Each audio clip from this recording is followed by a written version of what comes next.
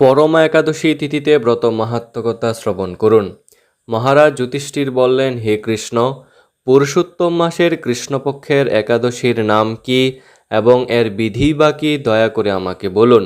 শ্রীকৃষ্ণ বললেন, হে যুধিষ্ঠির, সুখভোগ মুক্তি আনন্দ প্রদানকারী পবিত্র এবং পাপ বিনাশিনী এই একাদশীর নাম পরমা। পূর্বে বর্ণিত একাদশীর বিধি অনুসারেই এই একাদশী ব্রত পালন করা কর্তব্য। এখন এই একাদশী ব্রত বিষয়ে এক মনোহর কাহিনী তোমাকে বলবো। কাম্পিল্য নগরে মুনি ঋষিদের কাছে আমি তা শুনেছিলাম। কাম্পিল্য নগরে সুমেধা নামে এক ব্রাহ্মণ বাস করতেন। তার স্ত্রীর নাম ছিল পবিত্রা।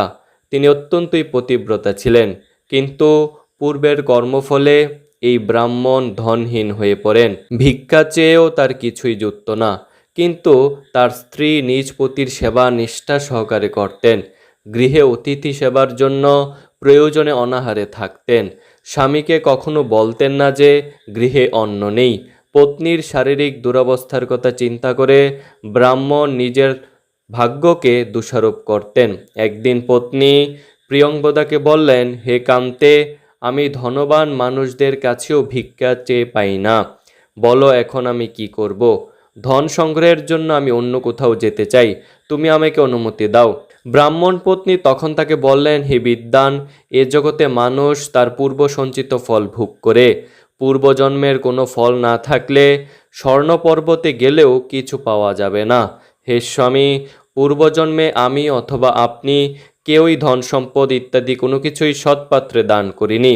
তাই আমাদের ভাগ্যে যা আছে তা এখানে থেকেই লাভ হবে। আপনাকে ছাড়া আমি এক মুহূর্ত থাকতে পারবো না, কেননা পতিহীনাকে দুর্ভাগা বলে সবাই তখন নিন্দা করবে। অতএব এখানে যা ধন লাভ হয় তা দিয়ে দিন যাপন করুন। ওই বিচক্ষণ ব্রাহ্মণ পত্নীর কথা শুনে ওই নগরে রইলেন। একদিন মুনিশ্রেষ্ঠ কৌণ্ডিন্য সেখানে এলেন।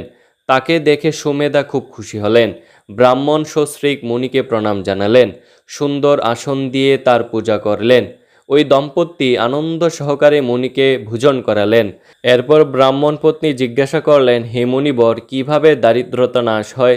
বিনা দানে কিভাবে ধন বিদ্যা স্ত্রী লাভ হয়? আমার স্বামী আমাকে এখানে রেখে ভিক্ষার জন্য দূর দেশে যেতে চান, কিন্তু আমি তাকে যেতে নিষেধ করেছি। এখন আমাদের ভাগ্যবশে এখানে আপনার শুভাগমন হয়েছে। আপনার কৃপায় আমাদের দারিদ্রতা অবশ্যই নাশ হবে।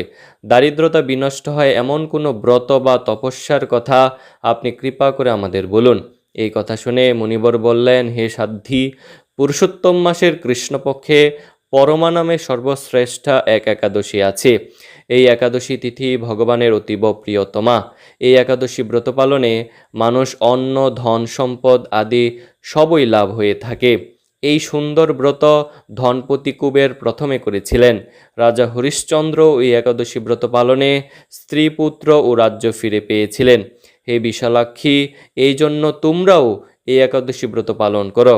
হে পাণ্ডব, কৌণ্ডিন্যমুনির উপদেশে পতি পত্নী উভয়ে একসঙ্গে বিধিমতো পুরুষোত্তম মাসের পরম একাদশী ব্রত পালন করলেন।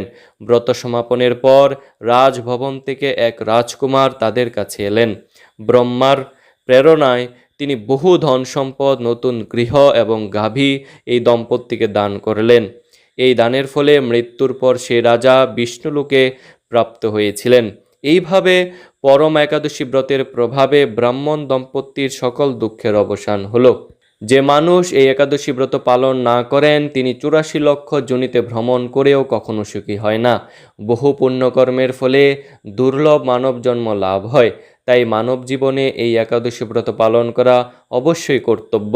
এই একাদশী মাহাত্ম্য শুনে মহারাজ যুধিষ্ঠির তার আত্মীয়বর্গের সঙ্গে এই একাদশী ব্রত পালন করেছিলেন।